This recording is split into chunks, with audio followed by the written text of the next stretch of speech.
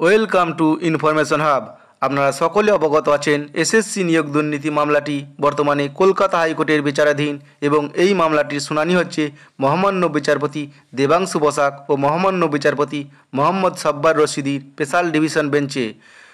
গত 4 মার্চ থেকে এই মামলার দ্বিতীয় দফার শুনানি শুরু হয়েছে এবং বিচারপতিরা প্রতিদিন এই মামলার শুনানি করছেন যাতে মহামান্য সুপ্রিম কোর্টের নির্দেশ মতো সঠিক সময়ে মামলার নিষ্পত্তি করা যায়। আজ সোমবার কলকাতা হাইকোর্টের প্রখ্যাত আইনজীবী সুরেন্দ্র কুমার কাপুরের প্রয়াণে কলকাতা হাইকোর্টের স্বাভাবিক কাজকর্ম বন্ধ ছিল, তাই আজকে মামলার শুনানি হয়নি। এখন প্রশ্ন হলো, আগামীকাল কি এই মামলার শুনানি হবে? কলকাতা হাইকোর্টের পক্ষ থেকে আগামীকাল 19 মার্চের যে ডেইলি কজ লিস্ট প্রকাশ হয়েছে সেখানে দেখা যাচ্ছে যে 13 নম্বর সিরিয়ালে 29 নম্বর কোর্টে অনারেবল জাস্টিস দেবাংশু বসাক এবং অনারেবল জাস্টিস মোহাম্মদ সাব্বার রশিদি আগামীকাল 10:30 থেকে বসবেন। সুতরাং আগামীকাল এই এসএসসি নিয়োগ দুর্নীতি মামলার শুনানি হবে।